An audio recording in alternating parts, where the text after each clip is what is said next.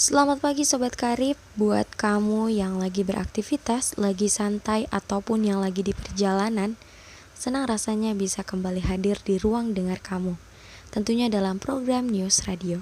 Selama 1 jam ke depan, News Radio akan mengisi ruang dengar kamu dengan berbagai informasi terbaru dan menarik tentunya, yang pasti sayang buat kamu lewatkan.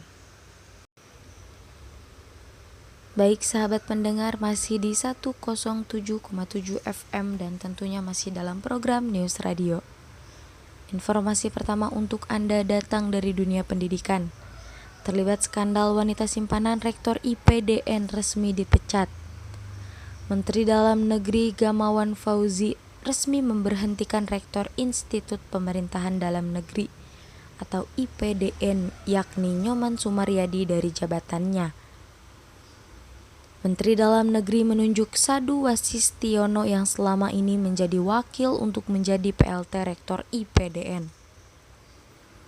Mulai pada tanggal 24 Juni, Sadu akan resmi menjabat sebagai orang nomor 1 di IPDN sebelum adanya Rektor IPDN definitif. Sedangkan Nyoman sendiri masih akan mengajar di kampus para praja tersebut. Menurutnya, kebutuhan dipilihnya PLT Rektor oleh Menteri Dalam Negeri cukup mendesak.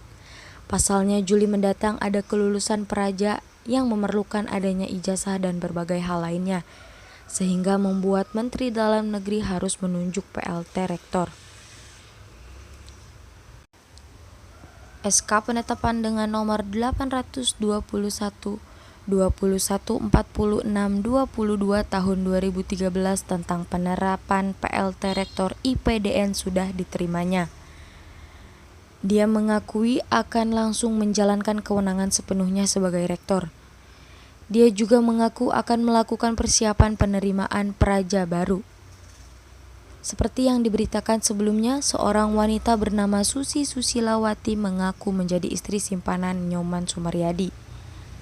Susi membeberkan hubungan asmaranya dengan Nyoman sehingga membuahkan seorang anak yang bernama Dimas.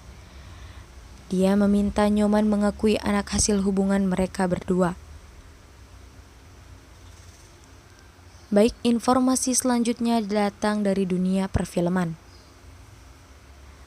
Buat kamu yang sering menonton drama Korea pasti sudah tidak asing dengan drama Korea yang menyajikan genre hukum. Drama Korea dengan genre hukum memang memiliki daya tarik tersendiri. Kasus-kasus yang disajikan di dalam drama kerap membuat penonton ikut berpikir dan penasaran dengan kelanjutannya.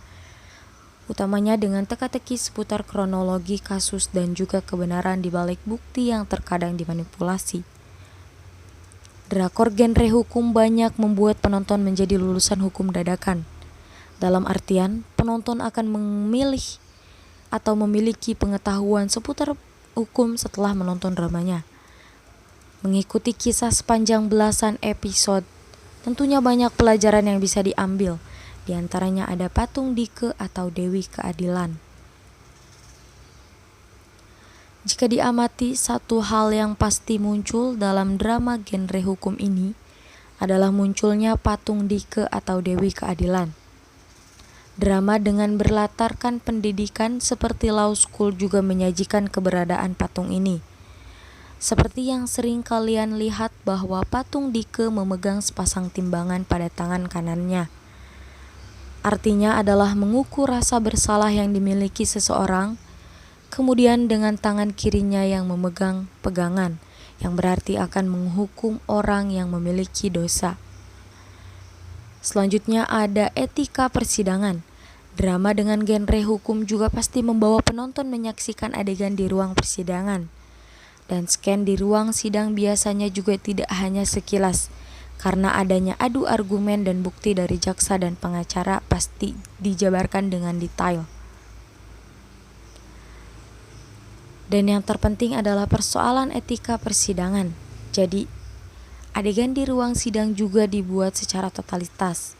Misalkan etika ketika hakim memasuki dan meninggalkan ruangan sidang, maka seluruh peserta sidang harus berdiri sebagai tanda penghormatan.